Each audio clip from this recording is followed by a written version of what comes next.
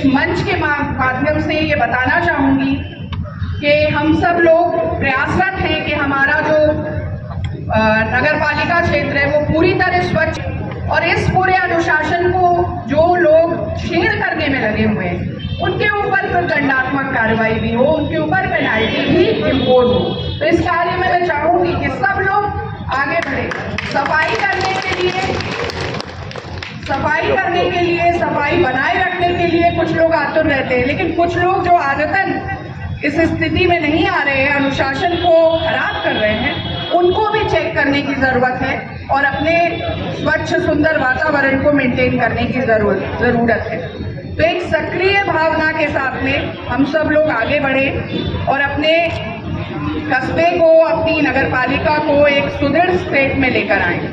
अभी ये भी बात आई थी कि बहुत सारे कार्य जो हैं वो अभी होने से शेष रह गए हैं। मुझे लगता है 15वें वित्त की जो कार्य योजना स्वीकृत हुई है उससे बहुत कुछ कार्य जो है कस्बे में दिखेंगे और एक समभाव के अंतर्गत यहाँ आज 5 वार्ड्स हैं, उन सभी वार्ड्स में मुझे लगता है चेयरमैन साहब जो चेयरमैन हैं उनका जो आकलन होता होगा चीजों को लेकर के वो समभाव से ही होता होगा।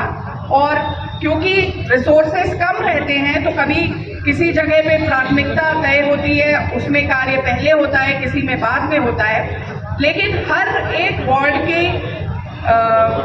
कूचे तक, कोने तक विकास भी अलग पहुंचे, इस प्रकार की हमारी रणनीति होनी चाहिए, इस प्रकार का हम लोगों का कार्य करने का बोध होना चाहिए। मुझे आशा ही नहीं पूर्ण विश्वास है कि कर्नलगंज नगर पालिका एक अच्छे कार्यों के लिए जानी जाएगी।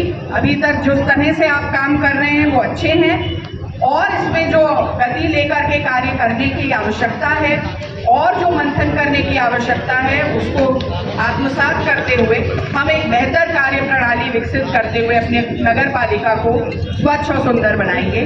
इन बातों के साथ में मैं आप लोगों से इस आश्वासन के साथ कि ये पूरी टीम जो है आज आपके बीच में केवल और केवल इस उद्देश्य की पूर्ति के लिए है कि आपकी जो समस्याएं हैं उनका आपके संतुष्टि के भाव तक निराकरण करें और उस निराकरण में आपसे सहयोग जो चाहिए, आपसे जो मैंने आह्वान किए उन सारे आह्वानों के सहभागिता का आज संकल्प लेते हुए अपनी वाणी को विराम दूंगी। बहुत बहुत धन्यवाद। समस्याएं जिस प्रकार की हैं, मैंने अपने उद्बोधन में भी इस बात को मेंशन किया कि उसमें कुछ समस्याएं ऐसी हैं जिनका दीर्घकालिक ही उसमें हम लोग इंश्योर कर सकते हैं कंप्लाइंस, क्योंकि अब आवास को लेकर मांग है। आवास के जब टारगेट्स आएंगे तभी ये मांग जो है सृजित हो गई है, लेकिन इस मांग पर निराकरण जो है वो उसी समय पे संभव है। लेकिन कुछ समस्याओं पर मैं सोचती हूँ तात्कालिकता से हम कार्य करा पाएंगे।